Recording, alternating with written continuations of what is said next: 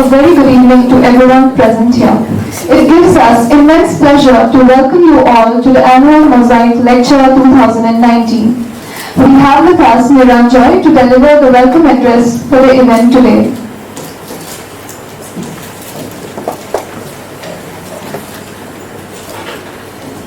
Very good evening to you all, ladies and gentlemen, and then today's events that invited guests of honors that we have in our dais today, from all the way from Delhi and all the way from Hyderabad, although Hyderabad is not so far distance from Mumbai, but yeah, we are very fortunate to have the great speakers among us this evening.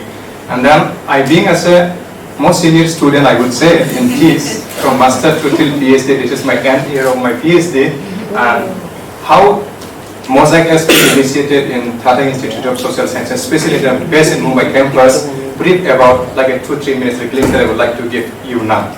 So the Mosaic, the simple meanings in my sentence, I would say Mosaic is an event or annual event of Tata Institute of Social Sciences of Mumbai campus.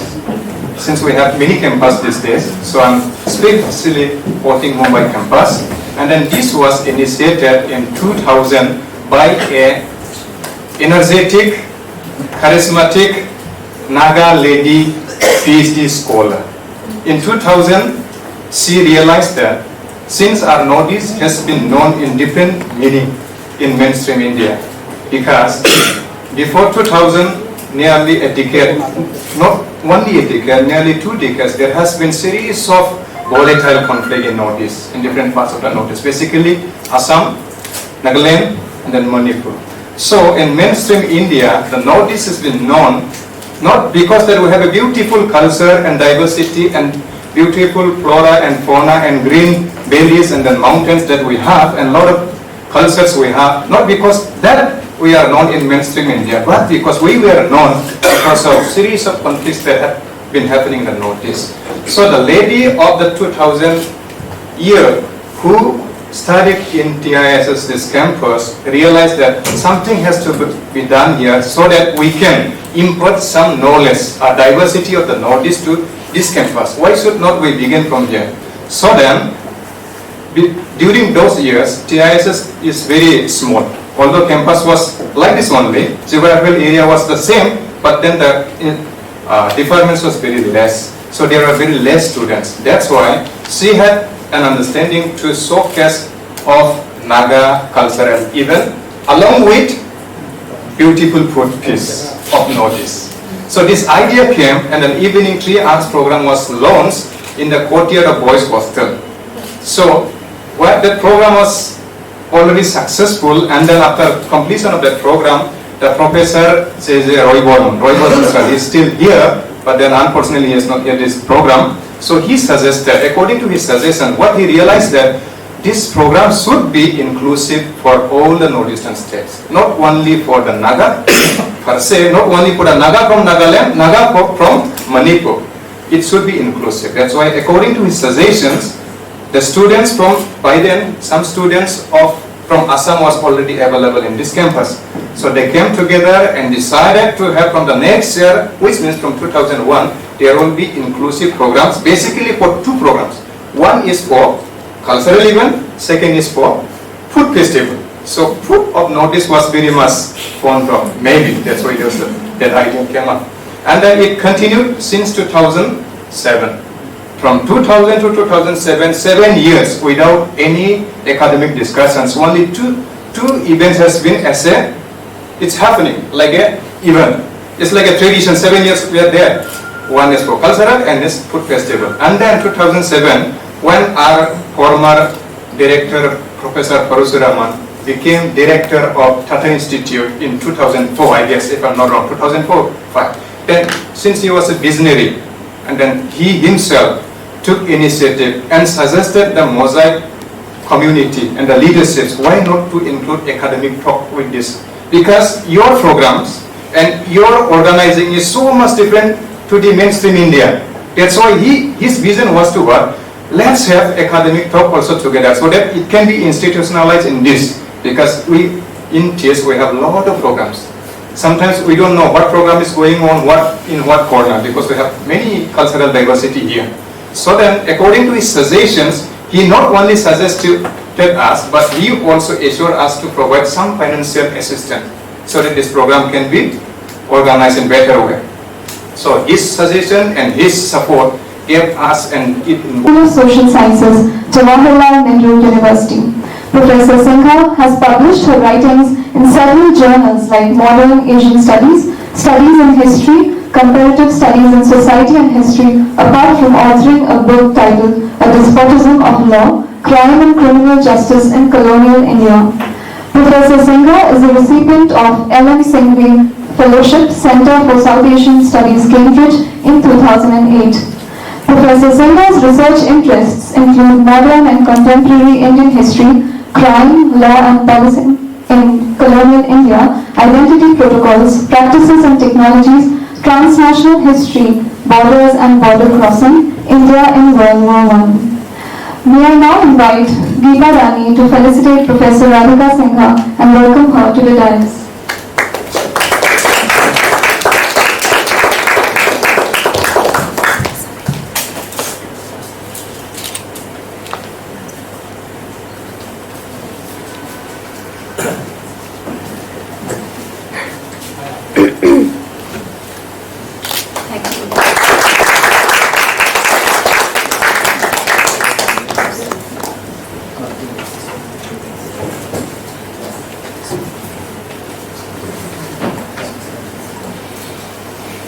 Thank you, Geeta Rani.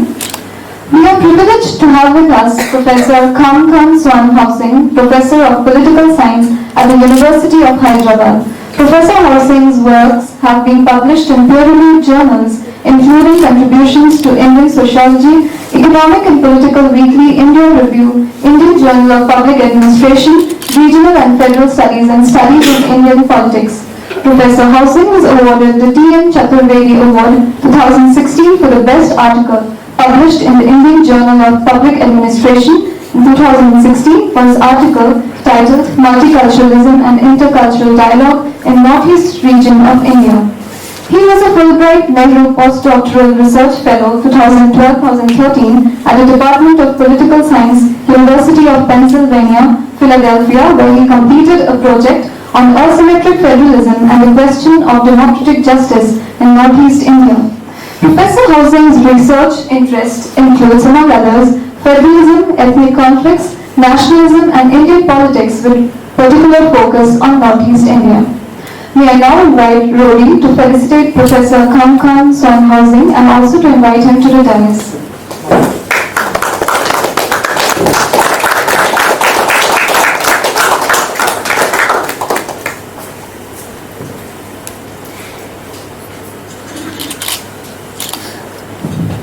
Thank you, Rory. We are indeed thankful to Professor Alex Akup of Center for Social Justice and Governance, School of Social Work, Tata Institute of Social Sciences, Mumbai, for having agreed to chair the session today. May I invite Veronica to felicitate Alex sir and welcome him to the dais.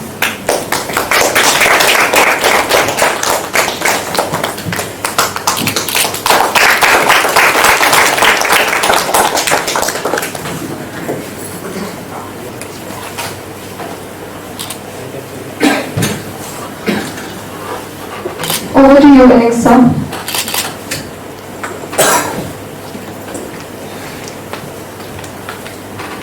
Hello. It's extremely, again, an important occasion for me personally, and also I think students of Tata Institute and all of us who are coming from there and also working academically in context of Northeast. I think this is an important occasion as I see two of the well-known academicians who have been working in this area, Professor Sinha and Professor Housing. They have been working and they are well known in this area of work, and I think they will be able to throw some light onto us. I think that's what I'm looking for. And as a short remark, we will have a lot of time to discussion, but as a short remark, I would like to make, let me make one point. That is, if you look at the First World War, the topic of the discussion today, I see one thing that comes out, that is the split between culture and ethnicity. These two concepts, one is culture and one is ethnicity, became very fundamental processes or ideas and concepts actually that started churning around, and the reality got shaped and started changing, the transformation came, and that's where we are. In my understanding of the concept culture, since I read from anthropology, one can locate this concept of culture right from 1871 with Bernard Taylor's understanding of culture when he studied some of the communities in Mexico. Simultaneously, there was another person called Arnold Matthews who did a study of cultures at that time. And the way how these two people are looking at culture looks like very different. The first one looked at culture as something very holistic, very positive. It has worldview, it has traditions, it has life, it has your customary practices and all of this. The other one considered culture as something a lack. I think this is the concept that has been pursued in anthropology, especially social anthropology and cultural anthropology from British school and the Chicago American school, wherein slowly this idea of a culture was debated around what we call it in one methodological framework, what we call it ethnography. So ethnography generally in the beginning was a method to study the culture but in a historical sense. But of course there's a huge history in that, methodological history there, which I don't have the time to explain, but just want to make a point that a study of a culture in the sense of history in the present time got split from history, and culture went to a different specific aspect, and then history went to a different aspect. This is a very important departure that you see methodologically. In this process, I am a follower of some of these thinkers who started talking about historical particularism, especially from cultural anthropology, where one is looking about the history and change more or less from the perspective of multi-linear evolution. This was so as a reaction to that unilinear understanding of evolution and history, usually confined within the social anthropology or colonial anthropology. Now this became the framework on which history has been written and culture has been written, which we are part of it in India. And in a sense we have a colonial history, or we can call it historiography, and we have a national historiography. Within that we have many aspects. It could be nationalist or from Indologist, or it could be Marxist or subaltern, or it could be regional, or it could be what I call it usually as the lived history, or the historiography of the lived history. Now, just to say that, when I say with the coming of this First World War, the implications that it has in these communities, wherein we have these two processes, one, the split between culture and ethnicity. Ethnicity here basically it's at the level of the boundary, the interaction, the power and the processes. It is the political, from the as different from the cultural specific aspects of the cultural per se, like the language, the colors that you wear, the social structure that you have. Now, all these things has to be looked at very clearly as an academician. Wood and make it, they knew about lime burning. The Khasis were so involved in road making that initially they thought that they would send them with their road making tools. Lime burning was a skill they knew about. They also started to learn new kinds of skills, for example, more complex carpentry. their work on road, railway and aerodrome construction was crucial to the restoration of mobility on the Western Front. One very important activity they were engaged with was battlefield salvage. That is, once German submarine warfare started operating, you had to go to the battlefield and retrieve the guns, retrieve unexploded ammunition, take off coats from people who had fallen in the field. You had to strip down German dugouts, which could be booby-trapped. There were Mills bombs lying around on those battlefields, so people exposed themselves to risk every day, but they had to go and recycle this material from the battlefield. In addition, by stripping the battlefield, they were also able to restore productivity to agricultural land. Here's a picture of them working in the forest. It's a lovely photograph because you can see how the saws are almost like bayonets or something. Here is a picture of them making charcoal. It's like the smoke is not that of battle, the smoke is that of charcoal kilns. And actually they showed that you could actually salvage charcoal from the wood which held up trenches, etc. You can also see the kind of environmental destruction which World War I was causing in France. There's that forest behind there which is soon going to be all cut down. In a sense, it was battlefield salvage. These were the people because they worked on the very material, on the devastated sites. In a sense, they it's like the texture of destruction. They were handling it every day. This unofficial, it was both official salvage and unofficial salvage because they used this material also to kind of reconstruct their camps and to create a life for themselves in these devastated kind of environments. Now here you have the Burmese Labour Company. This is the kind of environment. Can you see these devastated trees? They would be working on this kind of battlefield, trying to pick up various things. Stripping, this is a German dugout which they're stripping down to to reuse the material. This is the site where the 26th Lushai Labour Company spent a few months. This was the camp, this was where they had to put their camp in a place called Monchy-à-Bois. And this is how they did salvage work not only for the army but for themselves. So they picked up, they collected iron sheets and built a recreation hall, they had a canteen, they bought a bioscope. The recreation hall was used as a fellowship hall on Sundays. Our canteen and bioscope were bought out of contributions made by Silo Tangliana's company, the 29th Lushai Labour Company, and my company, 26th Company. This is a memoir by Sailinga Silo, and I am indebted to my colleague Joy Pachau for the translation. Now you might think that going all the way to France, they would have been exposed to all the complexities of European civilization, but actually they were working in northern France, which was a completely devastated environment. They were basically in contact with the British soldiers who guided them sometimes in work in their trenches, etc. So of the ways in which nation, state, and for that matter identities are imagined as well as reimagined. So I think that they were suddenly exposed to all kinds of new things.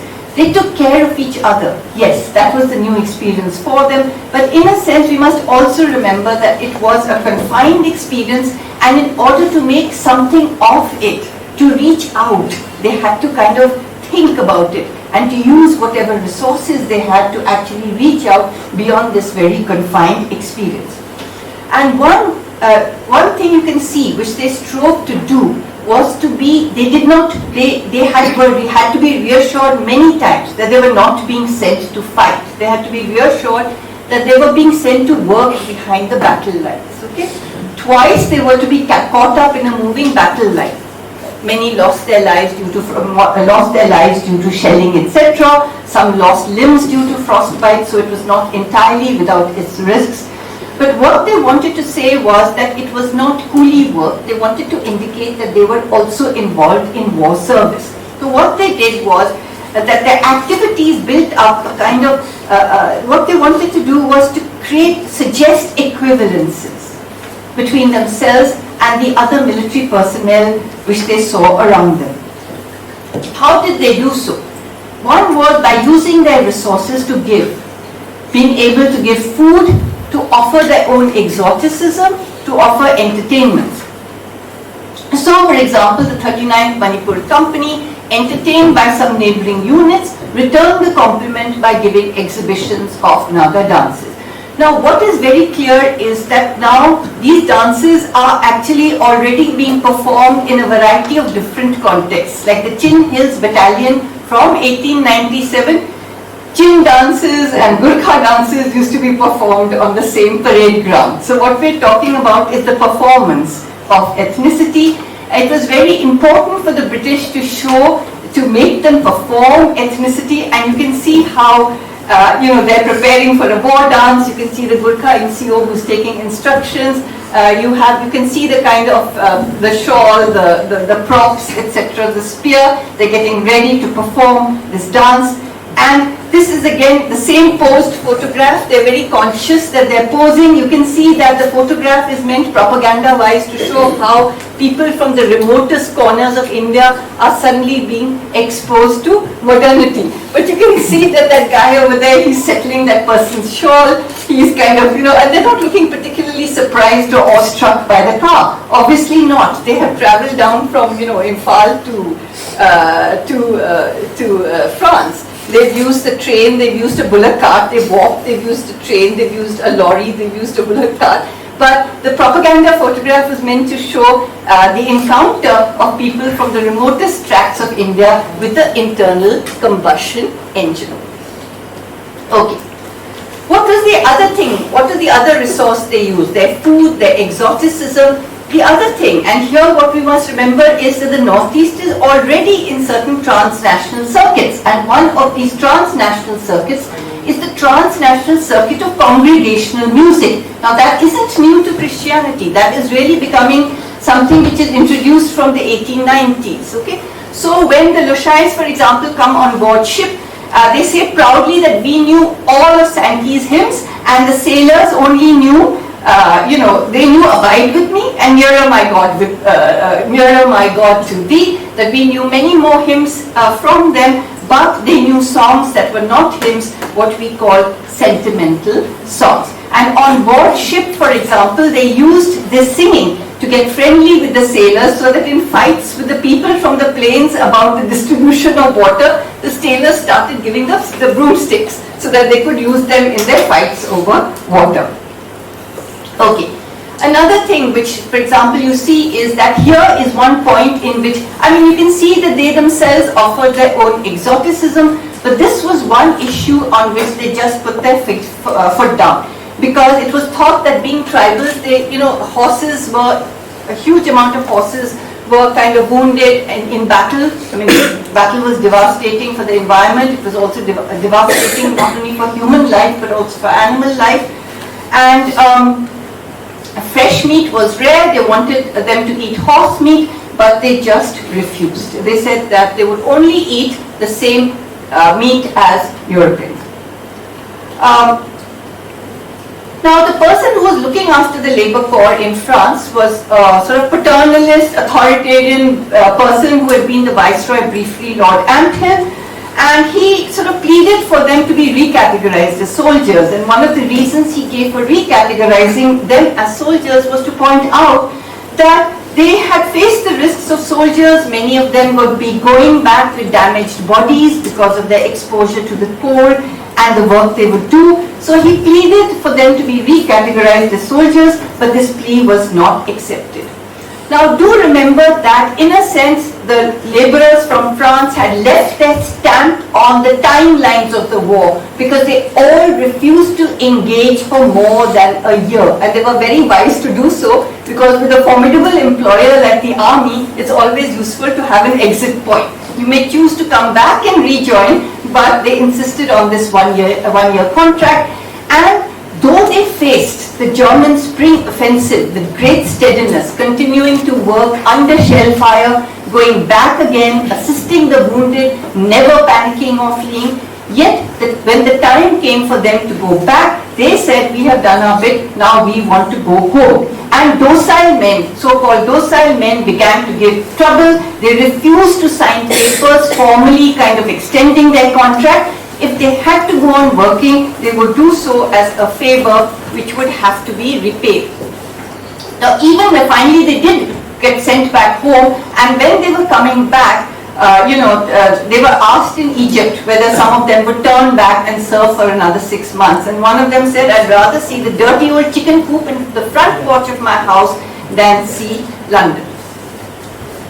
Now, what I began by talking about the way in which labor was recruited from an already militarized frontier, catapulted into the theaters of the Great War, and how that, in a sense, that circuit came back, and you had on the other side the cookie tin campaign.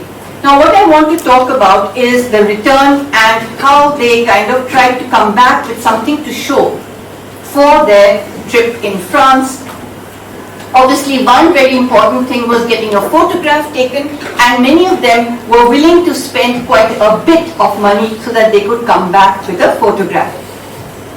So here's the photograph which was taken in France at with considerable effort and a considerable amount of money. 30 francs was a lot. They got about 2-3 francs a week. People wanted a watch because the watch became something affordable in World War I. Soldiers' mass-produced wristwatches became important. What was also very important was that they were very clear that they didn't want to come back with paper currency, they wanted to come back with silver rupees. You can see the silver rupee in World War I, paper currency was introduced, 1 rupee and 2.5 rupee notes. But so far as the army was concerned, the soldiers and laborers made it very clear that they expected to be paid in silver rupees. So this Kanrai Shaza, he remembers how in France, when the mates of the companies gave the men French francs, they said, what are we going to do with it? We don't want it, you keep it. So he says, no, this is also money, take it, we can change it back into coins. You can see that in the posters also, they're not showing men coming back with notes, they're showing them coming back with handfuls of coins. Now, Saiginga gives a wonderful account of his return home with piles of silver coins, and he describes the excitement in the village because nobody had seen so many coins at one time. He was an interpreter, so he would have been paid more than the others. Okay? And he describes how at the end of all this, the missionary made him kind of buy a post office savings certificate, because that's another way in which modernity was reaching the Northeast Station, namely through the post office and the post office savings certificate. You'll find this also in this autobiography. What is it? I Ben Vete. You'll find that among the things he's talking about is the post office savings bank book. Okay. The other thing which was very important for the Northeast was that the men negotiated for a lifting of coins. Okay, here's a certificate sort of giving, I have to thank, it's a student called Yarupa Muiva who gave me this, but he didn't even want his name to be written in the acknowledgement. He only wanted the name of his grandfather and his uncle to be written, but actually I got the certificate from him. And he also gave me that nice photograph of them in France. Now, when they came back home, they pressed for the interpretation of this exemption from corvée, that is statutory labor, to be expanded. And in one respect, for example, the people who were the boy, that is those who were the more in a state of labor servitude in the Lushai Hills, when they came back, the chiefs demanded their savings from them. Now, this was one occasion in which the government changed customary law. They said if a person has been on a military expedition, then he can keep his savings, he doesn't have to give it to the chief. So this was it was as a result of their going to France in the labor corps that actually a change was introduced in Lushai customary law, that they could keep the money they had earned on these expeditions. Now, I conclude by the way in which commemoration has played out in the Northeast. Now, the other labor companies, they melted away out of official sight. But in the Naga Hills, the Assam government made an investment in officially sponsored commemorations. Here's a photograph from the commemoration, from the celebration held at Mokokchong, Naga Hills district. Of course, you're all familiar with the Stone of France. It seems to me, a memorial which has had much emotional purchase over there, but recently they've been cleaning it up. What we have in the Garo Hills is there is a greater investment in the celebration of Labour Corps Day, but remember that the date is always 16 July 1918. Now that's a date of local significance. That is the date when they returned home to Tura. It is not a date which is of imperial significance. It's not the armistice, which is 11th November 1918. So in a sense, you know, to kind of make commemoration meaningful, it had to structure itself around a local date rather than an imperial date. Now, what was one of the most important kind of developments as a result of the Labour Corps going to France? One is the emergence, more confident emergence of the first generation tribal elite. In Kanroy Shaiza's account, it is very clear that they saw themselves as virtuous and more effective intermediaries for their people than the Maitai mates. Okay, so you can see there's a kind of competition which builds up, and they say that, you know, we didn't take money from them, we looked after them better, etc., and that we were better educated than them. Now, what is interesting is, what do accounts not say? There are stories which the internet is now bringing out. The commemoration has brought out these lovely stories. So Pam Shaiza, who is his granddaughter, she is Kanrai Shimre's granddaughter. I only don't know, I mean, she was from JNU, but I've been reading her articles on the net. She's got this wonderful article where she says, did the white soldiers really cannibalize the Naga Labour Corps? Because what happened was, what was very traumatic for them was on board ship. When people died, they were weighted down with something and simply thrown into the sea. And they decided to inspect the bodies, and they convinced themselves that in fact the whites were actually cannibalizing them, that they were taking flesh from their bodies to eat. Now here what we see is a fear that the weak and sick would not be found useful for war, and in a sense that they were being kind of literally thrown overboard, and men used to hide their sickness when they were on board ship. So, you know, what was spoken about the need to have a different kind of history, one where we can take account of objects, memories, official commemorations, unofficial commemorations, as well as stories which might seem might seem unfounded, but they give us a sense of the emotion of fear. Nothing captures the emotion of fear people felt on board ship as the story that they might be actually cannibalized. So what you have is also, what you have in the Hakka area is that during the suppression of the Kuki-Chin rebellion, with forced labor, they made them build a kind of tank or a pond. So the American Baptist missionary Johnson, when he was shown this pond in 1947, the local people pointed it out to him and said, this is the pond which shows that the village of Sakhta, they kind of fought with the British. So what they did, what you see is that memory has turned the story of subjection into the story of rebellion. Now what the missionary wanted to be remembered for is the baptismal site for the 50 years of the Baptist Church. I conclude by saying that commemoration is always contentious, and as historians and as social scientists, we cannot expect it to be anything else. There's no point, I mean, it is well to accept that commemoration can be contentious. And I found that my colleague on this panel, Professor Swang, caused a storm when he suggested that the chief minister, who I suggested might have been trying to balance between, commemorating something in the hills or commemorating something in the plains, but he created a bit of a stir when he laid the foundation both for the Zugal Cemetery and Behyang on the Indo-Myanmar border, but he also laid the foundation for the Maharaja Chandrakirti Memorial Park at Chibu, 2 miles away. And though the newspaper reports don't tell you much about it, they sort of blank out something, Professor Swan points out that actually the event marked the seizure of the chief Gokha Hung, and he suggests that this is a triumphalism not conducive to Chingtam, Ajmani, Hill and Valley are one. But whatever it is, we must acknowledge that commemoration is an extremely emotional process.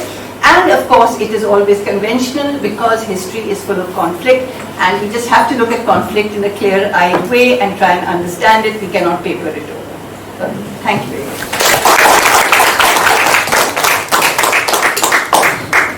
Okay. Thank you, Professor Singha. I think we can straight away go to the next speaker, since we will not have much time. Sorry, that took longer. We will give more time for discussion. That would be Sorry, yes. more interesting and fruitful. Professor.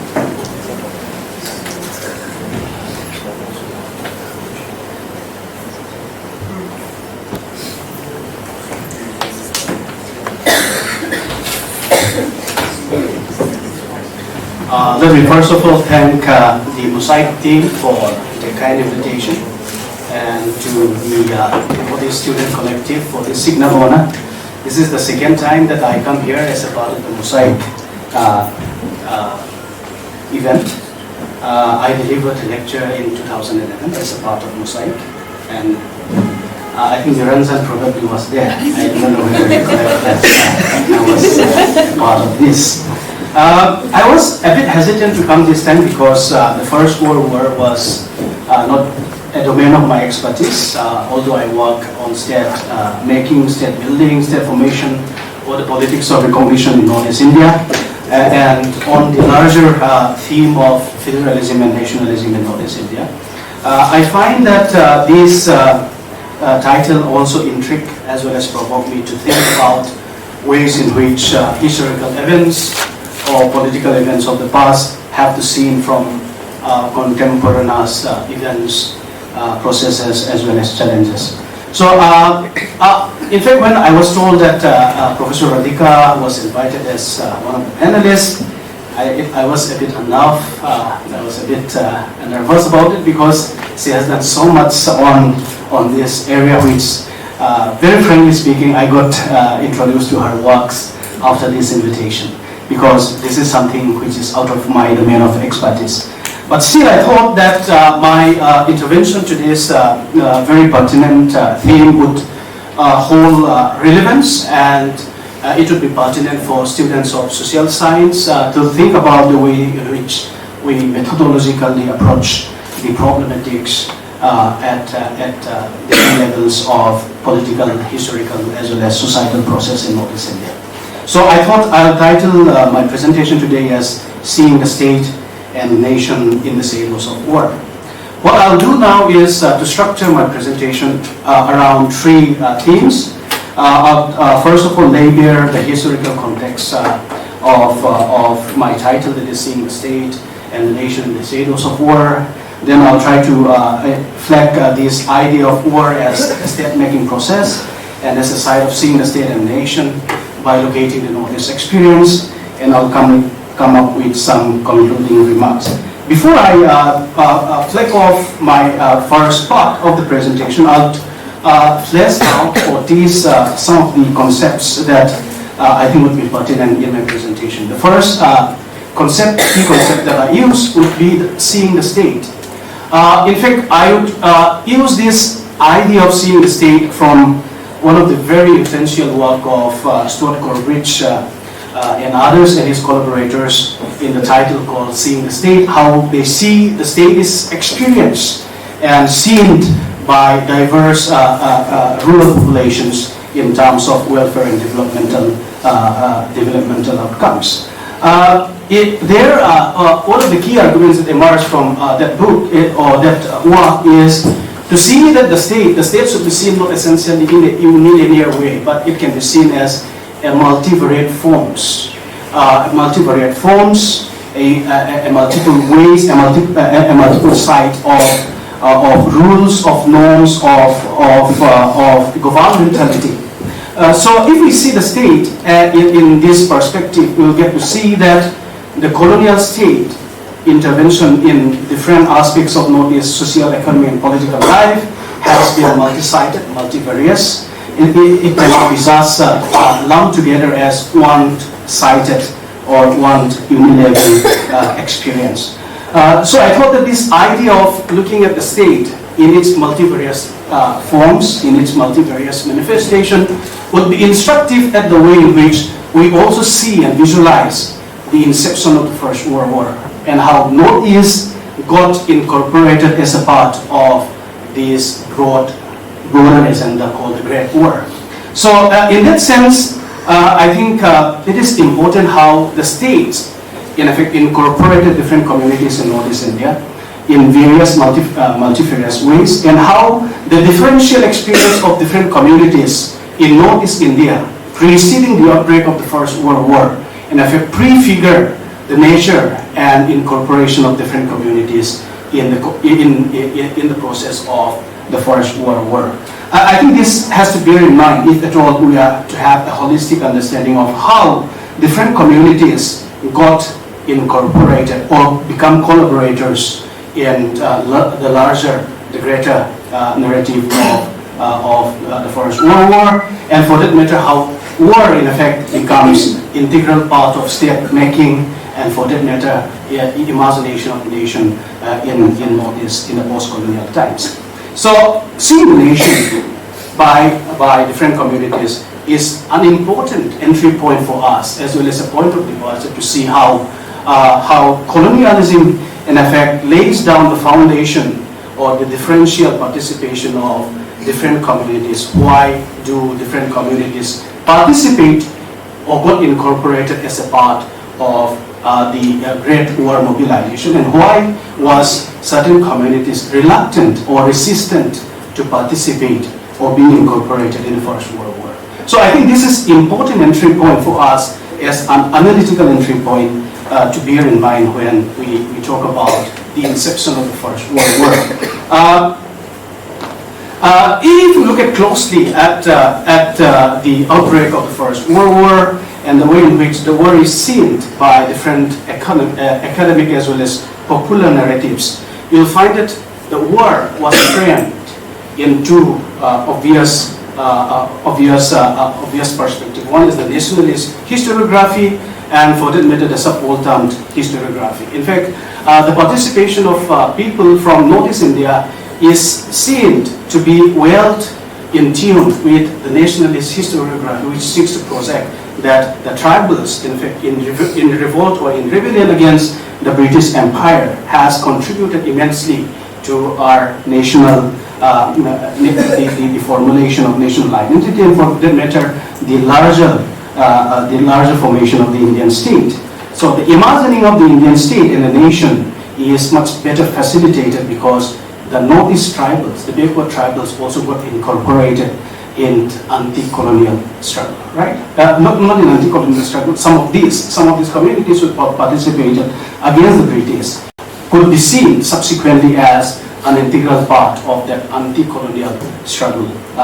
If you were to look at the entire war history in Northeast India in a longer historical term.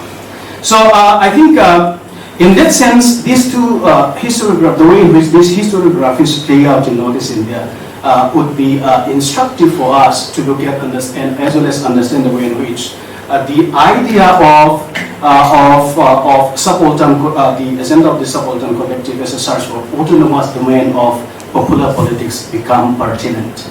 And I think this has to be emphasized in light of the fact that some of these perspectives, in effect, try to subsume or try to kind of contest each other in the process of the discursive formation, or for the matter, the way in which official narrative and the non-official counter narrative play out in the course of the First World War and the subsequent narrative which follows in Northeast India. So if we look at war as a state making, as an instrument of state making, and as a site of seeing the state and the nation, and try to locate the Northeast experience within this large overarching ambit, you'll find that one of the key ideas which emerge from this is the question of agency or self-reflexivity of the tribes. In effect, the nationalist historiography, because they are concerned with overarching nation building, overarching state building process, would not bother much about the agency of the tribes. They would consider that they are integral part of the larger scheme of state as well as nation building, and therefore their role will not be highlighted because they are inherently elitist in the discourse. Well, if you look at the subaltern collective and the way in which they try to carve out autonomous domain of popular discourse, they will give agency as well as self-reflexivity to the tribals, who in fact also participate as a part of this labor corps in different parts of Europe, right? So, so if you look at this, the way in which the First World War has implicated on the way in which the tribal imagine themselves, you can see it at two levels. One is, you can see this in terms of the translationalization that Professor Radhika has pointed out, and also there is also a simultaneous process of ethnicization which takes place. Bear in mind the fact that we have 18 companies of labor corps recruited from Northeast Asia, right? You have similar number of companies recruited from United Province, for example. And each of these recruitments would be hierarchized or organized in ways which in fact would reinforce their ethnicities, okay? And they would be labeled, racially labeled, and in terms of the way the dress that is given to them, or in terms of even the foods that are being served, whether horse meat are being served to Europe, why should horse meat be served to Chinese or South Africans, and why would the Nagas, and for that matter the Lusai, would protest vehemently against being served of horse meat. So in terms of this hierarchization, there is also an embedded ethnicization, the labelization of groups in their ethnic, in terms of the ethnic levels or identity. So some of these ideas play out. In fact, an interesting feature of this is also the fact that transnationalization that was also alluded to by Professor Radhika, is that as they travel down, for example, the Manipur corps, the labor corps who were recruited from Imphal, had to undergo 15 days of rigorous drilling, and after 15 days of rigorous drilling, they have to undertake foot travel for around 215 kilometers down to Dimapur, and from there they will be transported to Europe through the Mediterranean. And similarly, the Lusai corps, and for that matter, the Jin corps would also, the labor corps would also be transported through different directions. And what is interesting in this passage is the fact that how, for example, the Lusais, okay, the Lusais, and for that matter, the Khasis and the Garos, or the Nagas, who had initial limelight of Christianity in the country, who in fact got introduced into a wider Christian ecumen, okay, even the larger Christian identity, where their familiarity with some of the hymnals, "Abide with me" or "Nearer my God to thee," would resonate very well with some of these European, some of these Englishmen sailors or staffs in the boat, and they would get or extract favors well on board. So you'll find that in one level you have a greater transnationalization, the broadening of the esteem, the idea of the self, and how they reflect back on the way they see themselves. But also there is also a parallel as well as simultaneous process of ethnicizing, labeling, as well as putting these tribal groups into boxes, into their own tribal books, into their ethnic boxes, without as well as within, in juxtaposed with other labor corps who have been recruited from other parts of the world.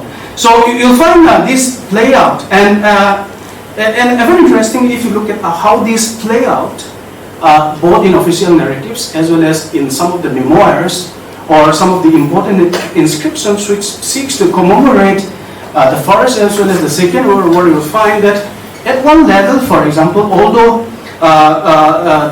the official narrative, for example, which is well represented here by the foreword that was written by Sir Henry Balfour in John Hutton's book, The Semas, would deny agency to the tribals. And if you read very carefully one of the extracts that he wrote in his foreword to John Hutton's The Semas, very interestingly, he says that they appear to be quite at home, and unperturbed. And he said, to me, their self-possession and absence of fear when they were landed after experiencing shipwreck in the Mediterranean, a truly novel experience, he said. for these primitive inland hill dwellers. And he also said that water becomes one of the important sites of sudden contact with higher civilization. And he conjectured that after having experienced the war, the devastation, the deprivations, or the loneliness that they suffered during these two very trying years in France, he says, he conjectured, he said, possibly they are reflecting that after what they have seen, the white man's condemnation of the relatively innocuous headhunting of the Naga savers of hypocrisy. Now that they are back in the hills, will they settle down to the indigenous simple life and revert to the primitive conditions which were temporarily disturbed? In fact, Henry Balfour, for example, would for a moment allow possibly a kind of agency thing, but ultimately in the end, he seems to deny agency to the tribes to define ways in which they want to imagine themselves. They want to imagine themselves as a nation in the long run. And this would be juxtaposed if you compare with some of the folk songs that were composed around the First World War. For example, one of the popular songs, folk songs, that was composed in southern part of Manipur in the Zola dialect, was composed by Umangza Tantokmun, and it reads as Tuizu Mangka Kilbang Hinghang Zota Kwa Zilbang Hinghe Pianak Gamdehi Alsine Kanam Tem Hiam Aizo Gamdehi La Kano Sansin Zele Ngaliam Vontoy Kazaulo Lai. I translated this. Thus, the seafaring white sahibs grew like keel. Keel is a thorny weed. They don't save the Zowal tremors life. This the land of my birth. I shall not allow to part. Stained blood was our Zogam. Whence I rooted a foe. I fear not, valiant warrior I am. So if you see, there is a strong attachment about the land of his birth, or the land of their birth. But the land, in effect, the land funeral system, for example, as a consequence of colonial contact with Northeast India has been drastically transformed over time. Okay, for example, the British introduced rigorous system of heel house tax, which was increased around 1903-1904. And in fact, the heel house tax, which was about ₹3 per annum, was considered to be exorbitant. It was beyond the means because they are not used to caste economy. Right? It was difficult for them to get a cut. And by around 1911, 1912, you also have a system. Also have the Mautan famine, which visited large part of the Indo-Burma borders in Manipur Hills, in Busai Hills, and in the Jin Hills. And the result of which is that people have experienced hardship after their contact with the colonial masters. And side by side, you also have a kind of a potang, a forced labor system, more or less parallel with the Korvi labor system in Assam and in other parts of North India. For example, the Bigari system, for example, it was practiced, of course, not by the state, but by the feudal lords, okay, which is more or less a kind of experience that the people from Northeast India had as a consequence of colonialism. So, because of this exasperating experience with the onset of colonialism, people have accumulated grievances as well as anger against the British. And in fact, if you see this in terms of the ways in which it played out in defense of land, you may ask, is it the attachment or loyalty to the land, or is it something else which propelled rebellion or rising against the British? In this, I think a colleague of mine, David Bungaldianzo, has an interesting piece which was written as a part of the Zogal memorial celebration, which Professor Singha has alluded to, and in fact my article was centered around that celebration. And in fact, there it has this interesting argument to say, based on archival source, that he pulled out from Mizoram State Archives as well as from Manipur State Archives, to say that the entry of colonialism, or the way in which colonial state transformed the nature of their ownership, might have important implications on the inception of the First World War. And he alluded to an interesting event of 28 December 1917, in which what started off as a raid by Zhou as well as Thado chiefs to the Nepali herders who had been, in fact, these ex-servicemen Nepalis were rehabilitated by the British in the Khuga Valley, which we call it as the Tuitha Valley in Churachandpur district. They are given a kind of private titles, landed private titles to cultivate paddy cultivation, and they are given a form of pata, okay, a pata system, which in effect, if you look at the genealogy of the Pata system, you'll find that since around 1901, you have the introduction of the Pata system by Lieutenant Colonel Shakespeare in different parts of Manipur Hills, which become, the villager would not have any claim to land titles. So, given that this land title, a permanent land title, has its gradual entry, not through a proper legal process of being legislated, but through what David calls it as by stealth, okay, through extra constitutional ways of giving favors to some of these communities who serve the British. Well, in fact, the Nepalis had this entry into the Khuga Valley, and they had been given a Pata system, and this angered some of the Kuki as well as the Zhou chiefs, so much so that they made it a point to evict them from that Khuga Valley. And in defense of the Nepali herdsmen who had been sought to be evicted, the British came to their rescue. And what initially started off as minor skirmishes between the British Army in collusion with the Nepali herdsmen against the Zhou and the Kuki chiefs, in effect turned into a full-scale war between the Kukis and the Zhou on the one side and the British on the other side, which is now being celebrated as one of the first war of independence by the Zhou community. So, in that sense, you can also locate how the way in which the state is experienced differently by different communities could also lay the seed of contestation, not only between the state and the community, but also between and across communities. And this is an important perspective as well as angle of looking at how we might see and understand the inception of the First World War. So in that sense, to some nationalists, Zhou nationalists, Kuki nationalists, or for that matter to some of these Chin nationalists, land is central to their identity. Land is central to the state as well as nation building.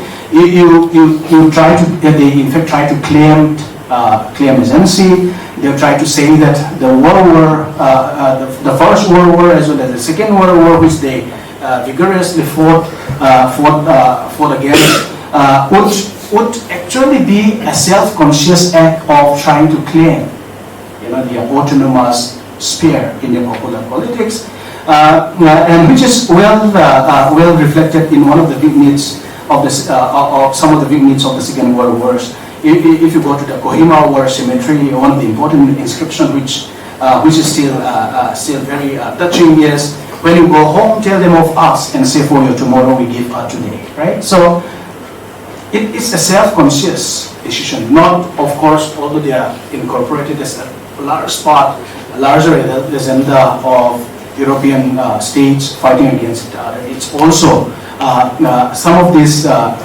these conscious decisions which shape the way in which they imagine themselves in subsequent times. Andrew Ziklo, the then Assam governor, in the wake of the Second World War, has these important things to say. He says, I don't believe that having heard the legion's thunder pass, the people will go back and change to their old ways of thinking and living. So you allow agency, you allow a kind of a space for people to self-consciously imagine themselves in which which engage not only the colonial as well as the post-colonial state, but also which engage in inter as well as intra-community imagination in the LoRa. And this is important because if you look at retrospectively at the way in which the Naval Club was formed,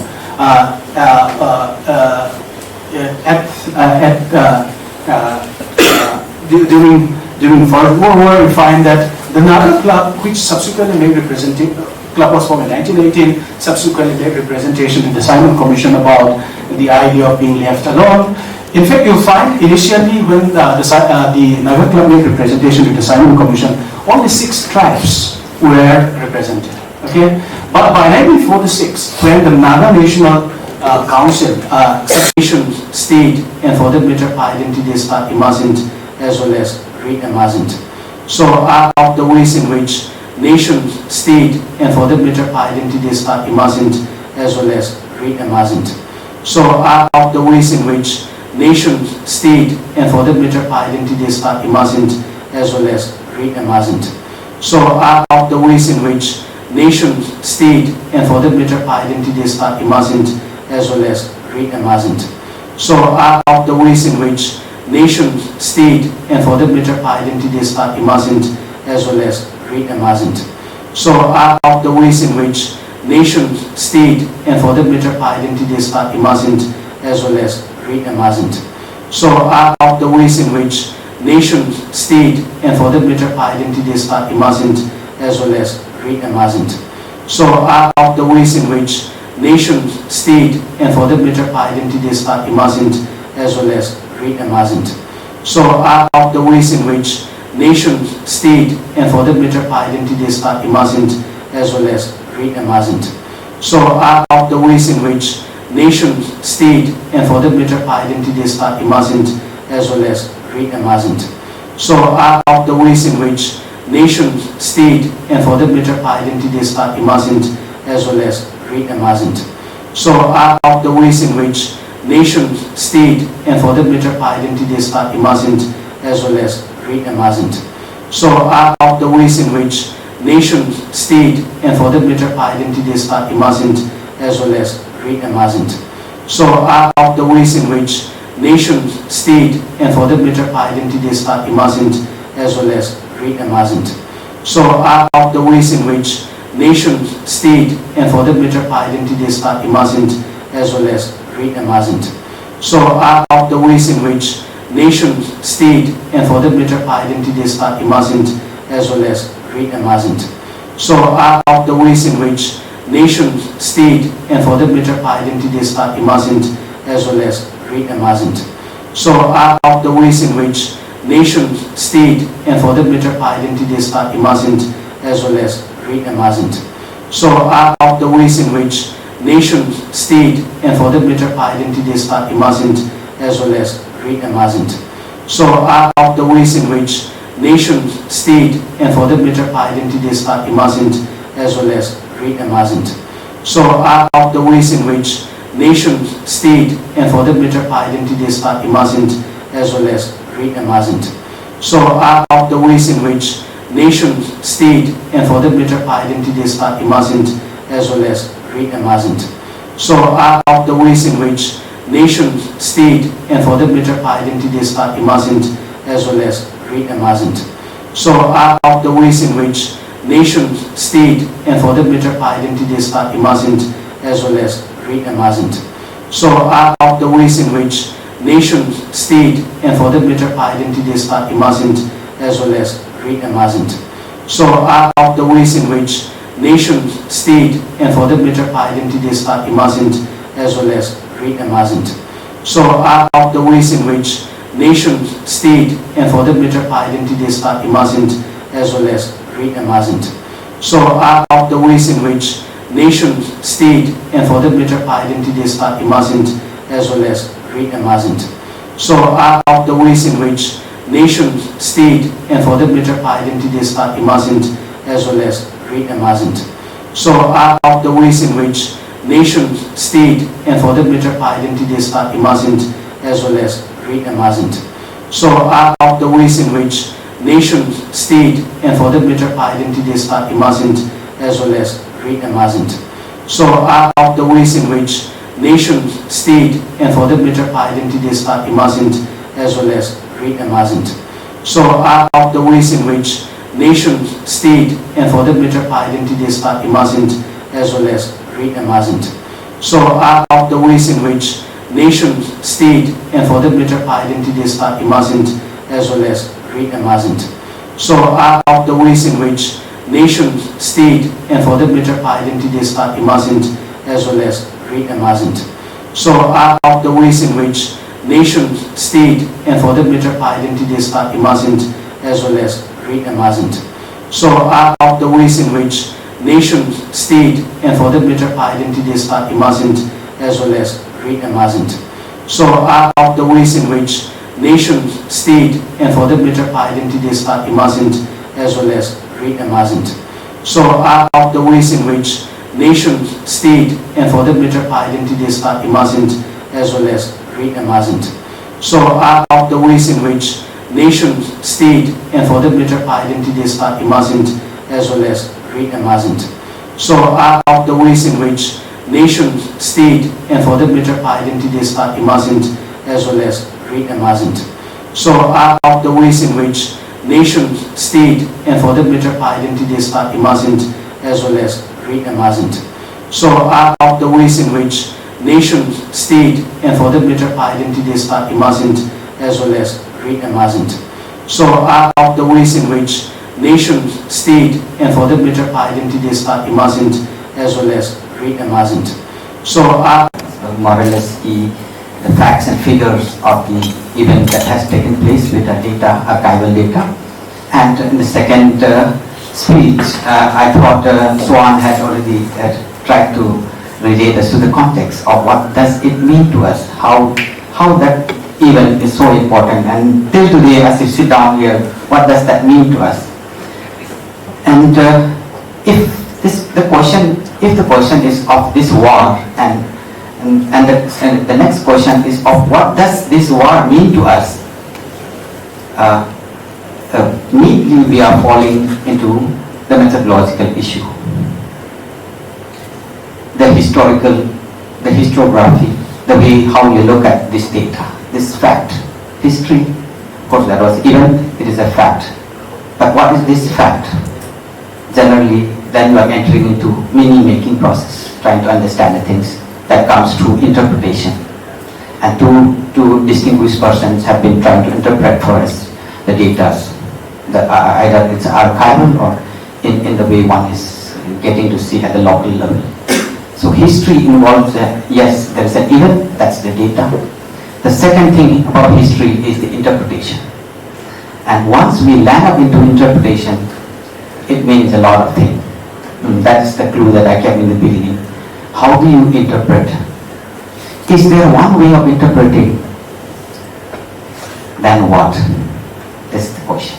Now, if we say, if this data today, suppose, if from a colonial perspective, if someone interprets, he will come with a different meaning. If within a post-colonial context, it will come with a different meaning. If someone comes from a, let's call it subaltern, as Professor Swan had used it, although subaltern is a slightly tricky, I don't generally use when we talk about reality, it will look very differently.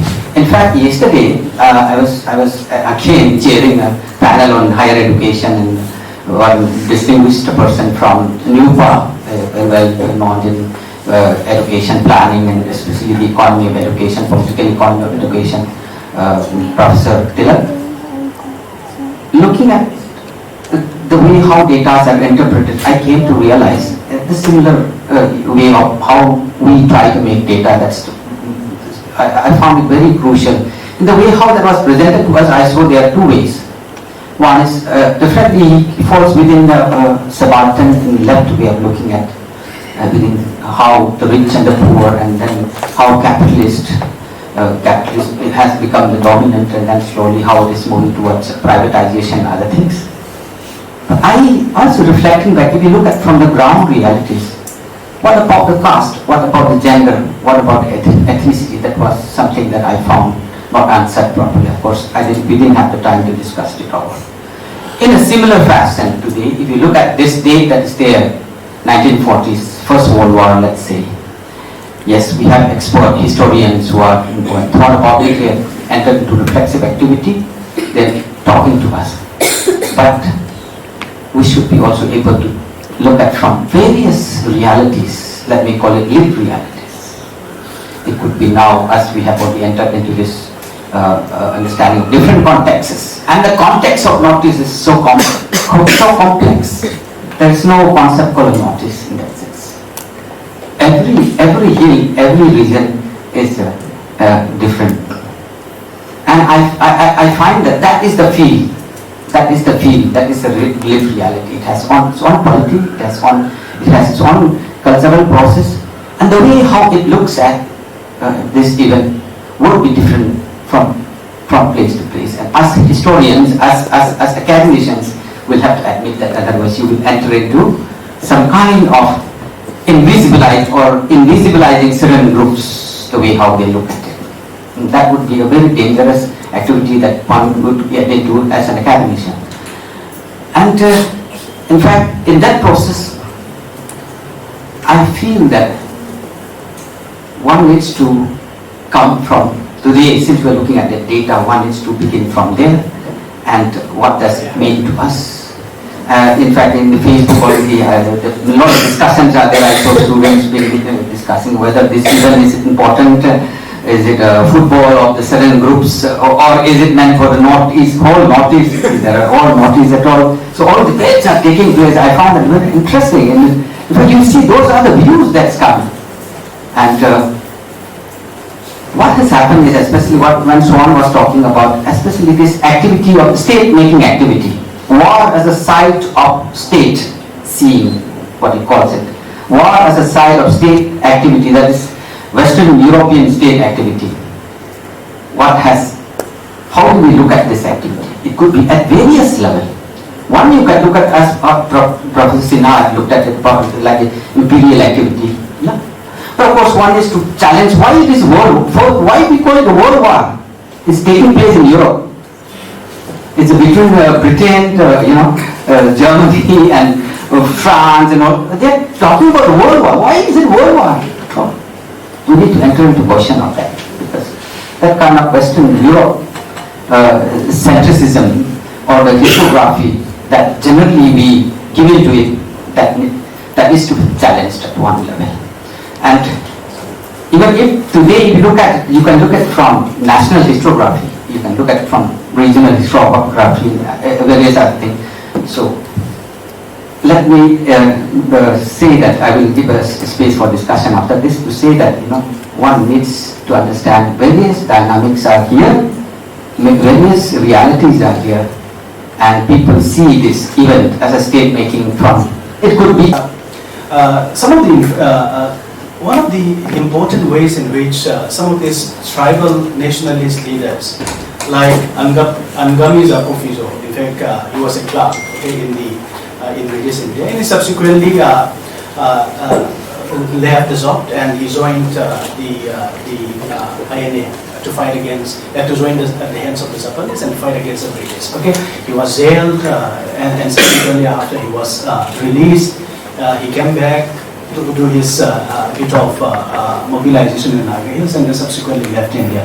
So in that sense, the popularity and for that matter the entry of INA with the backing of the Japanese force was seen as a fortuitous event, an opportunity that opened up in the Northeast frontier for the tribals to have regained their independence. So in that sense, I think, of course, there are different interests, at work in terms of which chiefs or which community side with which side of the water, right? Whether they side with the British or whether they side with the Japanese would be determined by their location in the particular regime that offers them certain opportunities as well as some out opportunities to them. So, if you extend this further to address the larger question, which I did not elaborate in my presentation, for example, is why is it that some of the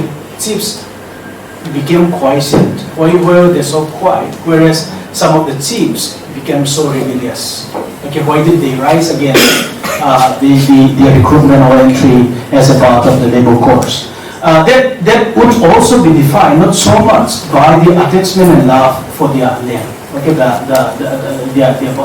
it's not a birthright to fight just for their land. There are also certain other interests at work. As I try to elaborate very sketchily, that for example, why would some of the Thado as well as the Zos rebelled against the British, as I said, is simply because the British began to side with the Paite chiefs, the Wite chiefs in the Behengi areas. Okay, and in the constant struggle to own up or reclaim land around the Chivu salt spring, because the salt spring is a lucrative site of economic activity simply because it generates a lot of economic activities, because salt springs are rare by any chance. Okay, and it also offers a good site for gaming. Okay, it's a good gaming site. It gives you because there are so many animals, deers, antlers, or you name it, who in fact visited this place, and it should be a place where people can execute very lucrative economic business.